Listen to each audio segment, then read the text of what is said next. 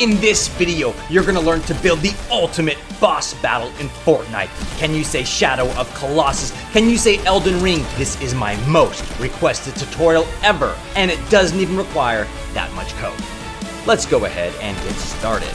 So the first thing you wanna do is pick out your boss. You can go to Sketchfab, or what I like to do is buy bosses and assets from protofactor.biz.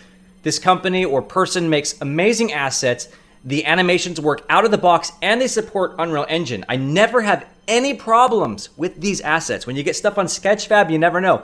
These are great. This is what I'm using today. Use anything you want. What I've done is I've bought this monster, I don't know what his name is. That's what I've bought, and I've made sure that I have animations. So I've got all of these animations: attack, run, die, things like that. All right, so we've got our character, and what we need to do first is prep our character to be the boss. We can't just use the skeletal mesh as is. If I drag it in here, it's not gonna do a whole lot of anything. Yes, there is a skeletal mesh animator device in the devices, but that's not what we want to use today. We need a fully functioning boss that can move and attack. So delete.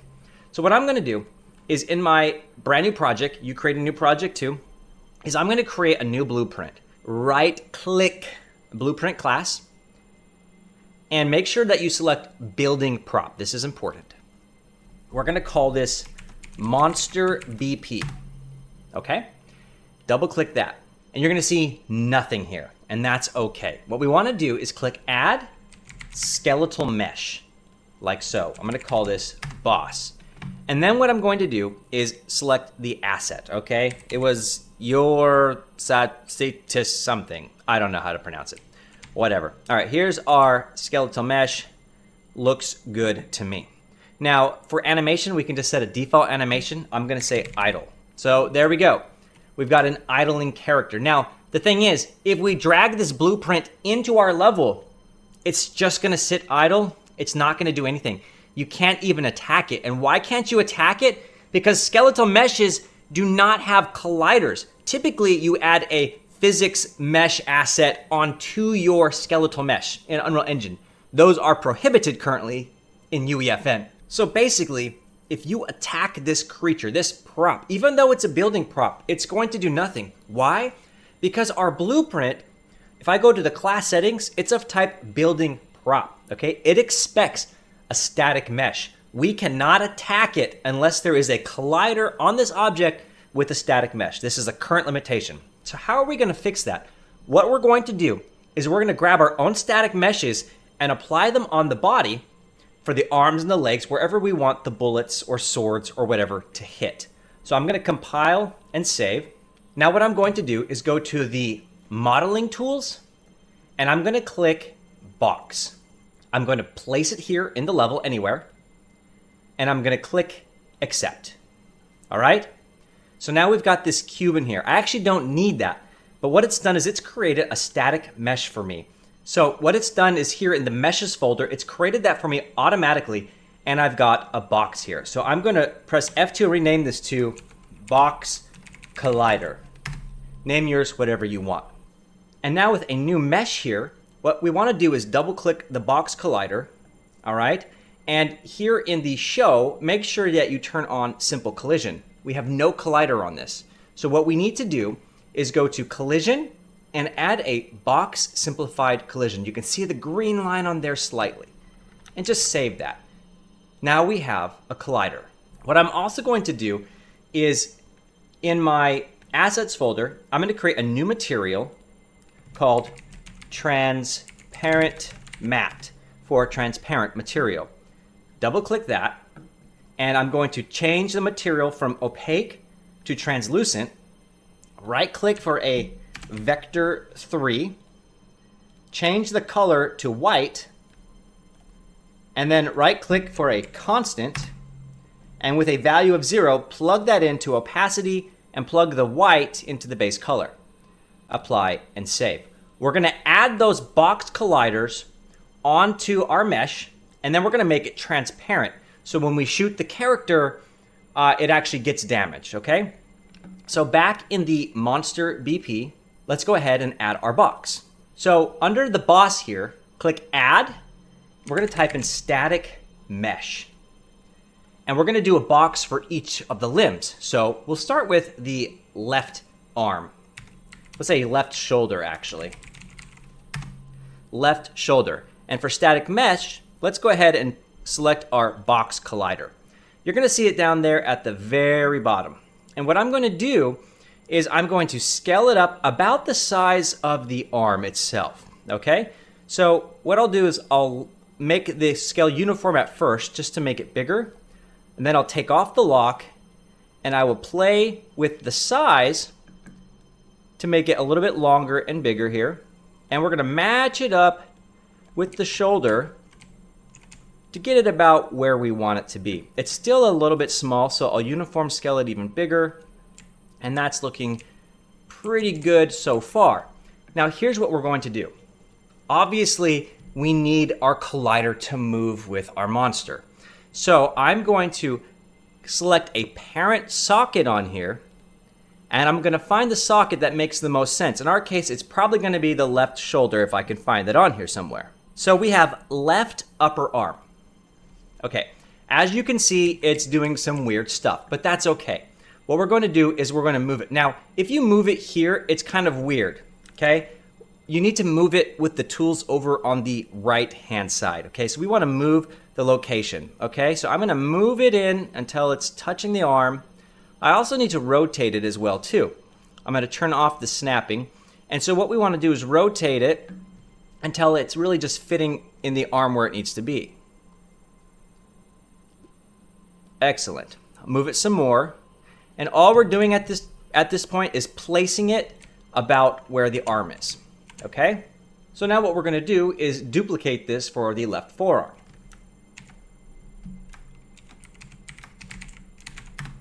This time I'll go ahead and attach it right away.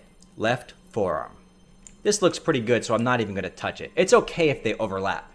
Now what I want you to do is create meshes for the legs and the other arm and the head and the body. Attach it to the sockets so it moves around as it's supposed to.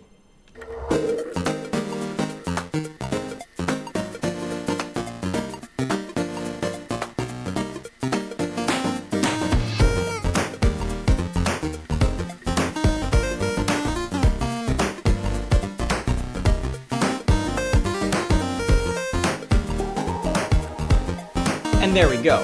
Our guy is completely covered in boxes, which is exactly what we want. Basically, wherever you shoot. Now, we can do final adjustments, right? Because if the fingers are shot, we want those to be hit as well, too. So I can modify these. You can modify these to your heart's content until it's perfect. I'm going to leave it here because now you know how to do it. Now what we need to do is apply our transparent material to our cube. Select one of your blocks, go to materials, and type in the transparent material that we created. And do that same thing for all the other blocks. Now our boxes are invisible, but the collider is still there, which is what we want. And the reason why we used simple boxes is because they have low polygons versus copying an exact mesh of the monster and then putting it on top of it. And plus it would be hard to get it to move with the arms and the limbs. This is a much better way to handle dynamic colliders on your bus. Now there's one more thing that's very important that we have to do or none of this is going to work. Select your static meshes and scroll down here to collision presets. You need to change this to Fort Building Mesh Physics. Some of the other ones will work, but some of them will not. Make sure you set this here, or when you are damaging these colliders, the prop manipulator will not detect it. This is critical. So if it's not working, you may have forgot to set this right here. All right, Fort Building Mesh Physics. And just to be safe, we're going to turn on Simulation Generates Hit Events. Compile and save. Now we should be able to just test combat and destroying this monster. So drag it into your map here, like so. Go to your devices and let's drag in an item spawner. Let's give ourselves a nice little weapon here. Time before first spawn, 1 second. And for the item itself, let's select a minigun. And one more thing I'll do is set a prop manipulator to give this creature some HP, some life. I drag that there, and what I'll do is I will affect all objects in a zone. Bring it up, and resize it accordingly. It doesn't have to be perfect for our test. Make sure you select Modify Prop Health, and we'll give it a health of 500. And save. And let's go ahead and launch the session. Let's go ahead and start the game. Excellent. So our prop is dead. Now, you can use that for any type of prop or skeletal mesh you bring into the game. So long as you select the fort building mesh physics on it and have a collider, that's how you can destroy it. That's also how you can give it life, like we just did right now with a prop manipulator. Easy peasy, right? But now we need to actually get our boss to move and attack the player and do different things. So how do we do that? Well, we're going to use the level sequencer and cinematic sequence devices. So for every animation that you want your boss to play, you need a different level sequencer and you need a different cinematic sequence device. Yes, you can put multiple animations inside a single level sequencer, but we need to trigger it from code because our AI needs to think. It needs to come after a player, attack, rotate, maybe find the nearest player. It needs to change things up, and you can't tap into a particular frame on a level sequence from verse and from the cinematic sequence device. So we need to have multiple devices.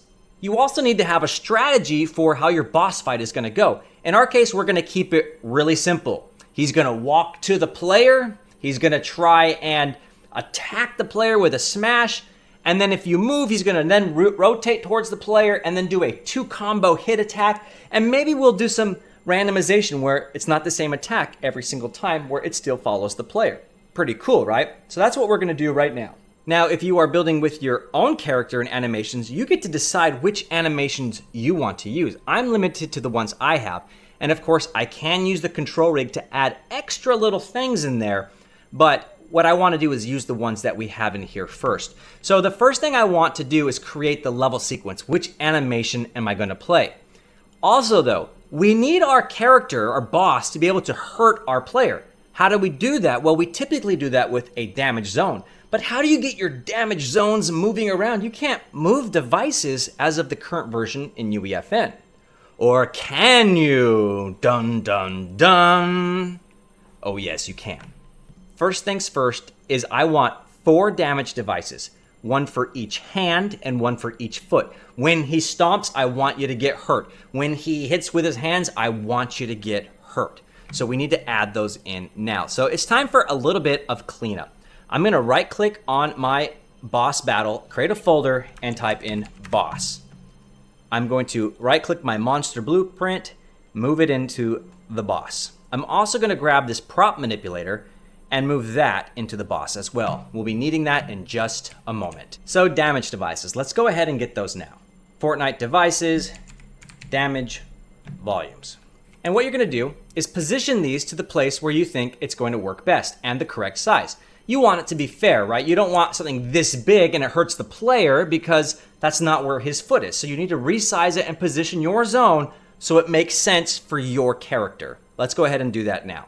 For sake of simplicity, I've just set mine to 0.5, 0.5, and 0.5. I'm going to rename this to damage right foot. I'm going to drag that into the boss folder. All right, I'm going to alt drag over to the other foot, the left foot, and rename this to damage left foot. All right, I'm going to duplicate it again for the fist, and duplicate it again, holding Alt and clicking over. So now what we want to do is create a level sequence where we track an animation or create an animation, and then we make sure that the damage volumes move with our character. Pretty cool, right? And then what we'll do is once we've got all this set up on the first sequence, we duplicate the sequence and then just change the animations because we don't want to have to track those damage volumes in the prop manipulator every single time.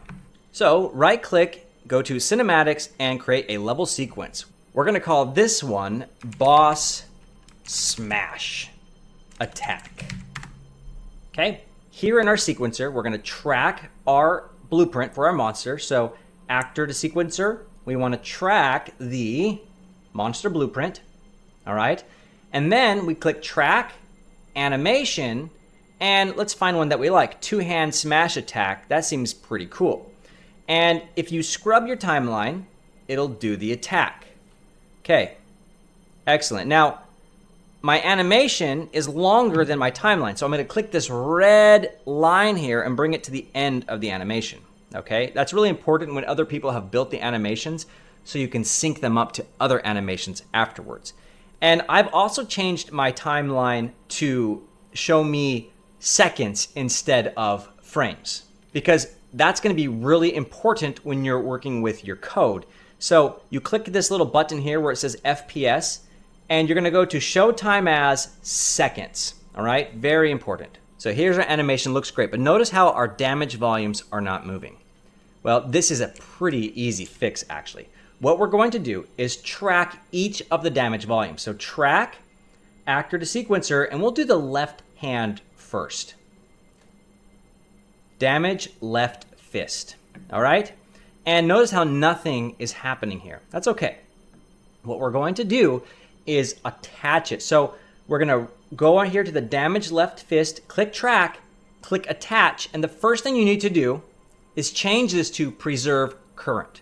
Preserve this object's transform in world space for the first frame of attach. This is important. Now, click track again with the damage fist selected, go to attach, and this time let's attach it to the monster blueprint. It pulls up our skeleton bones for us automatically. Pretty awesome, right? And we're going to go to our left hand right here, L hand. Now you're going to notice that our damage volume's acting super wonky. This is expected and normal. We just have to fix it and move it where it needs to go. This is just one of the pains of working with it. It's accepting a new set of transforms compared to the old one which we gave it. So you're just going to reposition this back on the hand, okay? Sometimes it'll also change its zone size, and you'll need to modify that as well. The goal here is to make this playable, okay? Make it fair for your players, put it where it's supposed to go. And you may have to fiddle with that.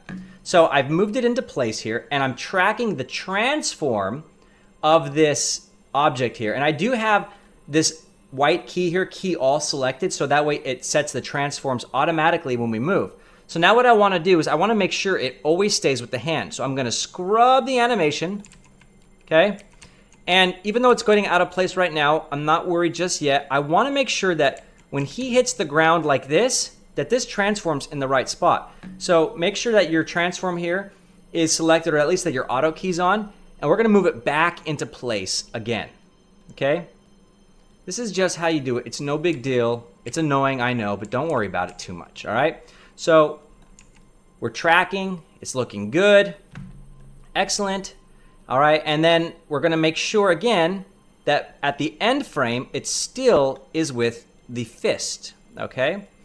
Notice how it's way up there again. We just have to adjust it, all right, no big deal. There are other ways that you can work with the sequencer, copy and pasting frames and things like that, but I just find it's easier to eyeball it like so. That looks good. Now we need to do the exact same thing for all the other damage volumes, okay?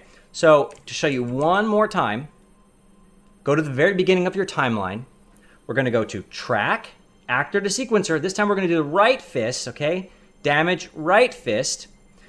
Here it is. We're gonna see what happens. Okay, it's not moving, right?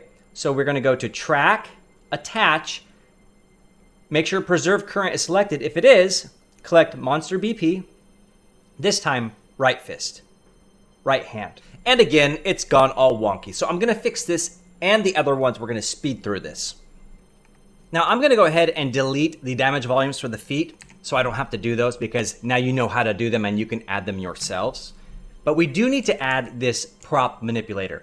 If you're gonna have a boss battle and maybe the boss spawns other mini bosses or like minions, right? They each need to have their own prop manipulator if you want to track damage appropriately. So we're going to resize this a little bit and track its movement to always stay with the boss. So let's go ahead and go here to the sequencer, and we're going to track our prop manipulator. I'm going to rename this to boss manipulator. And as before, track, attach, make sure preserve current is on, and then select your monster blueprint. And in our case here, pick the one that makes the most sense, like the root or the spine, whatever you think works best. And we're just gonna watch it and make sure it stays where it needs to go. So it's moving here. So let's go ahead and move it back into place. Remember, this is about gameplay. It's not about being perfect. It's about making sure the shots hit when they need to hit and things like that. Now, one thing we're not covering in this video, which might be useful to you, is if you have a boss that, let's say, has special points that you have to hit first, maybe the eyes are like glowing, pulsing egg sacs on the back of a spider, what you would do is you'd make another prop manipulator for that particular part of the body and maybe put like an invisible static mesh on it or another skeletal mesh. You can have fun with that there. And then when that specific part is hit, you tap into that. In our case here, anywhere you hit on the boss is going to take damage. But that's how you would have special points on the boss, is attaching different prop manipulators, and then you listen for those events so you can add more damage or do whatever you want. Now what we're going to do is make a walk animation. Smash, walk, maybe do another attack. So I'm going to duplicate this, Control D on the level sequence. We're going to call this boss walk. Double click it. And now, instead of the animation down here for smash, I'm going to delete that. So click the animation and delete it. So when you scrub it now, stuff is kind of moving with our boss because he's idling. But what we want to do now is add a new animation. So click your monster BP, track, animation, and now we're going to go ahead and walk. So walk forward. Now, there's one thing that's really important for you. We don't have any type of root motion or blend spaces supported in UEFN, really. So when you see RM on an animation, root motion, what that's actually going to do is it's going to physically move your character from the original location. See how it's moving? The problem with this, if you do that, is that your animations will reset, okay? Because it's not going to actually keep its state in the world, especially when you're triggering one animation to the other to the other. I knew it wouldn't work, but I tried it anyway just to be sure. And sure enough, when you go from animation to animation with root motion, it snaps back to the original spot. Very bad. So we do not want root motion animations, at least not right now. So we're going to go to track, animation, and we're going to type in walk again. And what I want is walk forward with no root animation. What this means is he's just going to walk in place, okay? Not moving, just walking in place. We'll move him in code.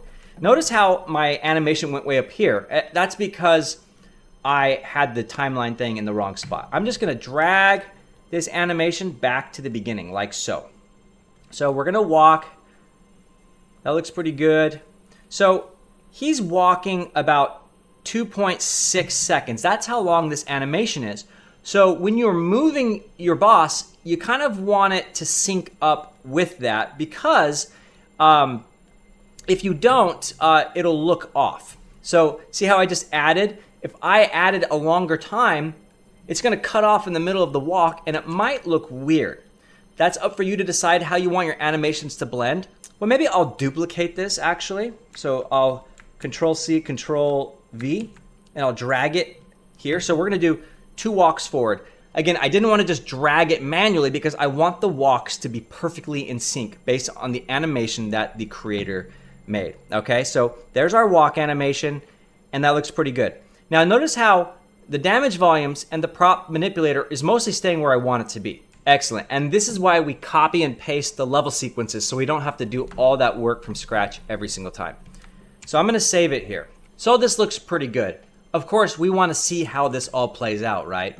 So let's go ahead and go to our devices, cinematic sequencer device, and we're going to drag that on here. I'm going to make a new folder inside of my boss called Cinema, and I'm going to drag the first one in here. I'm going to rename this to, we're going to say walk, boss walk. All right. And for the settings on this, we don't want loop playback. We don't want restore state. We want it to stay where it is. And if it damaged something, we want to keep that. And we don't want autoplay either. We also do want everyone to see it. And we want this to always be relevant in multiplayer, because if ours is a 4-player game, we want all the animations to work at the exact same time, because that is important for the gameplay. Other times it's not, but in this case it is. And for the sequence, let's go ahead and select our walk animation like so. All right, I'm going to control drag this to make another one. We're going to call this one boss smash attack like so. Save it. and change the sequence itself to the boss smash attack. Like so. Now we're going to create some code. No! This is the fun part. All right, Verse Explorer. Mine's right here. I'm going to create a new script in here, create new verse file. I'm going to call this boss battle. And here we have some beautiful code. Yes, yes. Show me the code. All right, we need to grab our cinemas, okay? Our cinematic sequences. So we can do that with the @editable attribute. I'm going to paste some code here. Cinematic sequence device for our smash attack cinema. The reason why I put the word cinema at the end is so when I'm in code, I know what type of device it is, all right? And then another one for our walking. Save that there. And I want to think about this for a second, okay? The boss. What do we want it to do? Well, I think what I want it to do is first, locate the player. 2, walk toward the player. 3, attack the player, at least the last known location. 4, repeat process, okay? No big deal. And I'm going to call this boss smash and boss walk just so it doesn't conflict with the code that I've already written in a different file. Now, what we want to do is we want to write functions or methods that handle our animations. A method should handle everything that needs to be handled without us having to figure out timing and things like that. It should just handle what it needs to handle, if that makes any sense. Let's go ahead and do that now. I'm going to create a method for each of these animations. So right here, we'll create one called boss walk animation, void equals, okay? We'll create another one called boss smash animation, void equals. And I just put the block keyword there so I don't get any red squigglies. And so what we want to do is when the game first starts, let's walk toward the player. And then when that's done, let's go ahead and initiate an attack. All right? So I'll paste some code here and then explain it. All right? We're going to say boss walk cinema.play. We're going to play that cinematic sequence right away. Then what we're going to do is we're just going to get the first player in the game. If you have multiple players, this is not how you write this code. You'll have to do that differently and more elegantly. Right now, we're just grabbing the first player, which is going to be myself, and we're getting their position or their transform and translation. And then what we're doing is we're calling boss.move_to. We're going to move it to the player where their current position is over a period of time. And what period of time do you think we should do? Well, it should match up what's in our level sequence. Now, it doesn't have to perfectly, but if you want your animations to look really nice, I would just match it up in the beginning and then fiddle with it as needed. So if I go to my boss walk, I know that my animation ends on the red line, which is 5.33. Okay, so what I'm going to do, and it doesn't have to be perfect, just close enough. So back in my code, I'm going to change this to, let's just say 5 for now, just to keep it simple at 5. All right, the next thing I want to do is make sure I add the suspends modifier here so it will actually freeze before it does anything else. What I mean is right here, the move to function, okay, that will actually pause and wait, which is what we want. We want it to wait until it's all done so then we can do the next thing. So we're going to move to the player. Great. And then what do we want to do? Well, then we want to basically attack the player. So let's do our boss smash animation. We're going to add suspends to this as well too, because this will pause also. And then we'll just do the same thing. We're going to say boss smash attack cinema dot play. We're going to play the animation. All right. And then how long do we want to sleep for? How long do we want our code to wait before it does something? Well, we want the animation to finish. Okay. So back in our project, let's go look at our smash attack. How long is it? It is currently 5.33, about the same. We made it about the same. That's just the way it happened to turn out. Yours will probably be different. Back in our code, we're going to say, we'll just leave it at 5 as well. We're going to sleep for 5.0. Okay? Awesome. Now, how do we get this to keep happening over and over and over again? Well, that's pretty simple, actually. We're going to use a loop in onBegin. So we're going to say loop. We'll play the boss walk animation. And then after that's done, we'll go ahead and do the smash animation. Boss smash animation. So don't think for a second that this is going to run 1,000 times over and over and over and over again. What it's going to do is it's going to loop, but this is going to pause here because we have the move to. This is basically sleeping for 5 seconds. So this is going to be 5 seconds before the next one's called. And then guess what? This one's also going to be 5 seconds. And when this one's done, then the loop's going to go again. So our loop is safe here. It's doing what it's supposed to do. So I'm going to go ahead and save this. Now the last thing we need to do is actually grab our boss. So at editable, call this boss monster of type creative prop equals creative prop. And lastly, because I'm really dumb, I put these in the wrong spot. This needs to go inside the class. Back to our editor, build verse code. What we need to do is grab our creative device for our boss battle, which is boss battle right there. Okay. Then for the boss monster, let's select monster BP.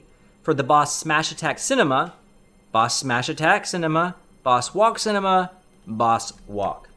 And let's save it. And we need to push all of our changes. He's moving towards us. He's not rotating towards us. And now he's smashing. Let's see if he does it again. Yep, moving towards us. Excellent. And then he should smash. Wonderful. Let's make sure our damage sliders are working. They are. So this is definitely working. Now, it doesn't look pretty, right? That's because he's never actually looking at us. So one thing we need to do to improve this is make it so that before he moves to us, it turns and looks at us. So we're going to create a new method. Rotate boss toward player. This code, what it's doing here is it's rotating the boss to look in the direction of the player to make it more realistic. So it's like it's actually following you. Excellent there. All right. Then when do we want to call that? Well, before we walk towards the player, let's just here in the loop, let's just rotate the boss toward the player. So rotate boss toward player like so. And let's save this. Yep, he's looking at us. Kind of creepy. He's walking and smashing. Excellent. Now, he's looking again and he's walking. See how he's coming towards us this time? This is exactly what we want. Kind of terrifying, actually. Now, this is looking pretty good. But because I've already been asked this, and I know I'm going to get asked this, is how do you play another animation? Maybe decide between one attack or the other.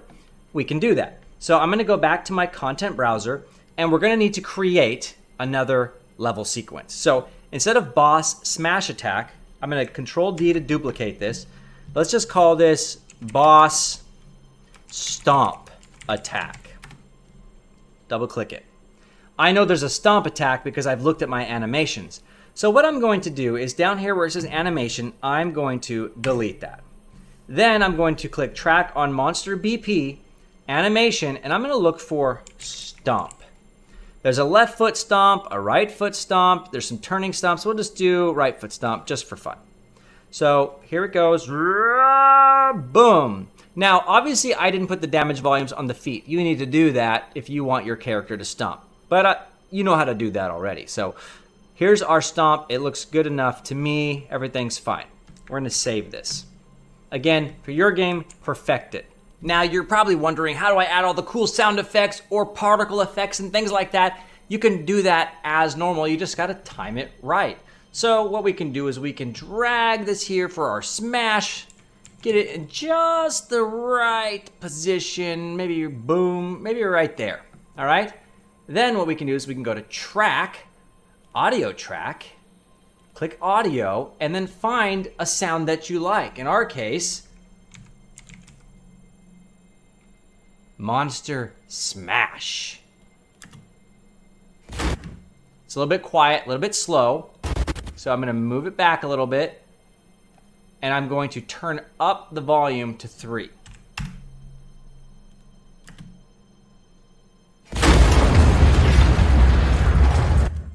Pretty cool, right? So that's how you add sound effects and particle effects to the different things in your level sequencer. You do it just as you normally would for any type of level sequence.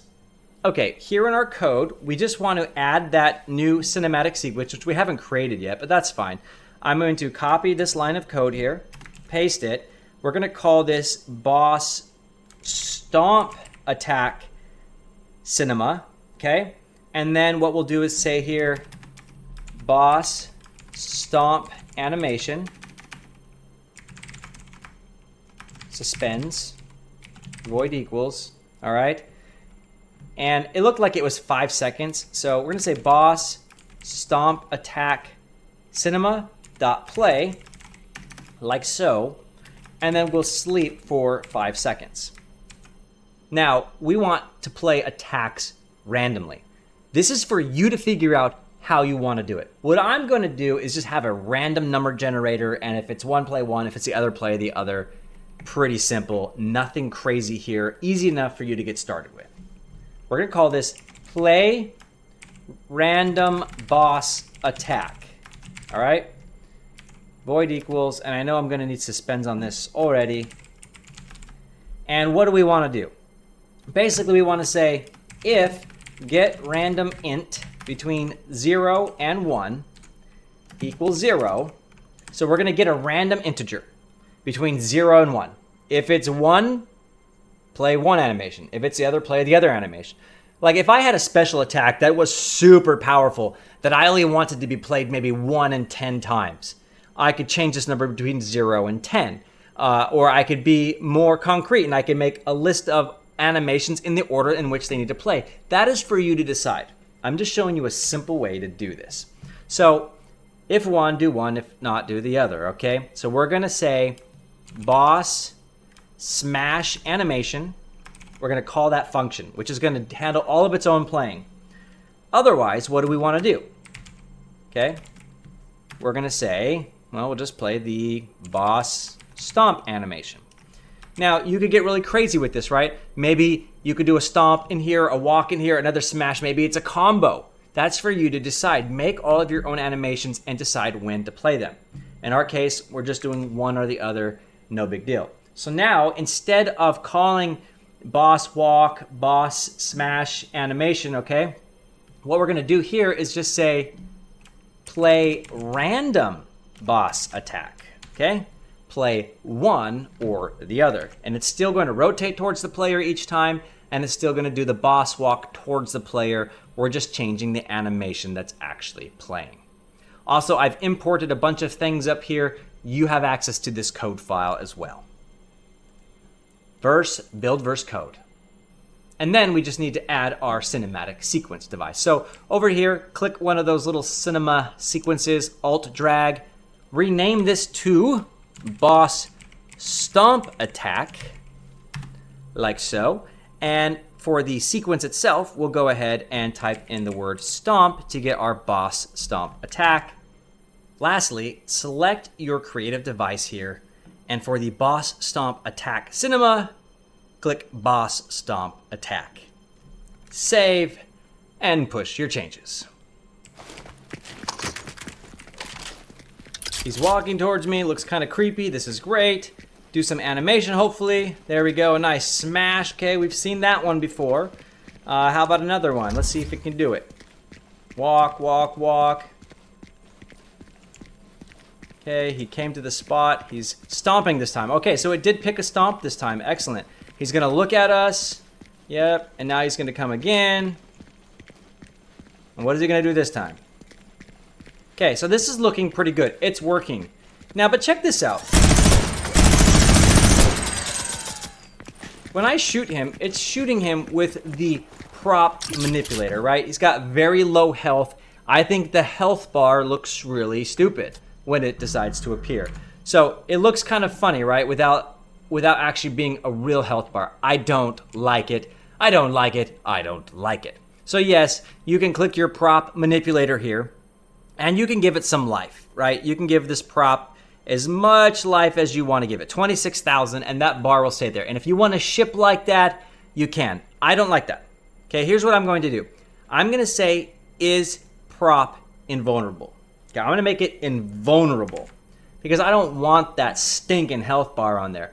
I want my own health bar. And what I want to do is whenever anyone attacks it, I'm going to handle my own damage. Yes, you will not be able to track the particular damage that weapon does. So if you need that feature where the weapons do their own damage, leave it as is.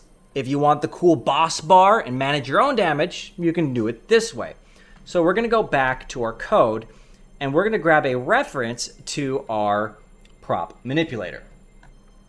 I'm going to paste in the boss prop manipulator, okay? And then what we're going to do is here in onBegin, we're going to say boss prop manipulator dot damaged event dot subscribe. And I'm going to make a function here called on the boss damaged, okay? On the boss damaged. I'm going to copy this, and I'll just make that method right here. And we're going to go ahead and say agent of type agent. It's going to give us an agent, the agent that did the damage, okay?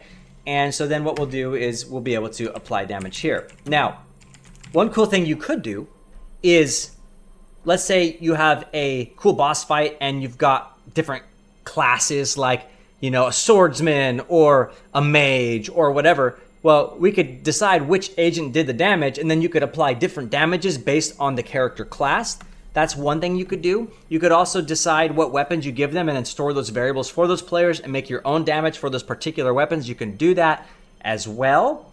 In our case here, everyone's just going to give the same amount of damage. And how do we do that? How do we actually give damage? Well, the damage is going to be simulated. We're making our own damage. We'll destroy the prop whenever we feel like it. So I've gone ahead and written a bunch of code for user interface so you can show a boss bar. This code is free for you to use in your games, and we're not going to go super in depth on it, but I'm going to show you how it works. So what we're going to do is I'm going to create an instance of my boss bar. So we're going to call this, I'll just call it boss bar of type health bar. That's the name of my class that I've created, okay? And then what we're going to do is we're going to initialize it, okay? So we'll go ahead and say boss bar dot init. We're going to give our boss a name. Let's call ours Bolgnar the Belcher. All right? And how much HP do you want to give this boss? In our case, I can say 3,000. Okay? Pretty cool. Let's give it some health there. And then the next thing we need to do is really just show the UI to all of the players. So again, I wouldn't probably do this in a normal game where I just keep grabbing the all players and such, but since I'm showing you a demo here, it's fine. So I'm gonna grab all the players. I'm gonna grab player 0, which is me. Normally, when people spawn into a game, you can store their player references in a map, and then you could go through them all and show the UI. And then I'm gonna call my boss bar dot show UI for player, a function that I have created. And it's going to show the user interface for the boss bar. And then the last thing I want to do right here is in the on the boss damage, so that the function or the method that's called when the prop manipulator is hit, or the prop inside of it, what we're going to do is we're going to say boss bar dot take damage. And again, I've written some fancy code to reduce the bar, and I'll show you that in just a moment. So we're going to take damage, and in our case, every hit is 10, or make it 1, or whatever you want. Save that here. So let's go ahead and look at that health bar now.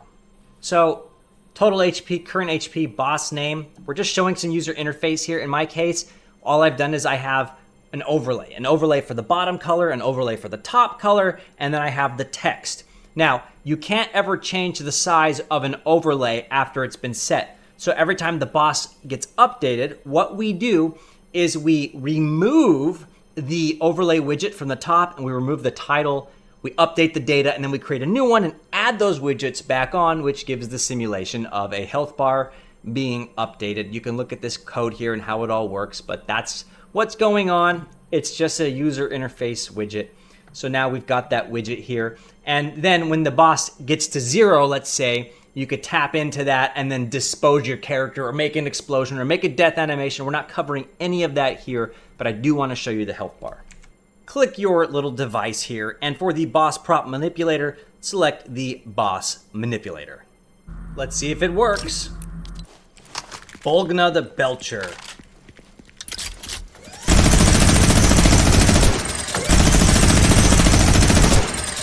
And sure enough, it is definitely working. Of course, you may want to move the UI down below or hide it or change it to your liking, but we have got a health bar that is officially working in this ultimate exciting boss battle. Now, put more love and attention into yours. Every little detail needs to be managed. You need to make it a really good boss fight. This is just scratching the surface and showing you the tools, but that's it. Subscribe.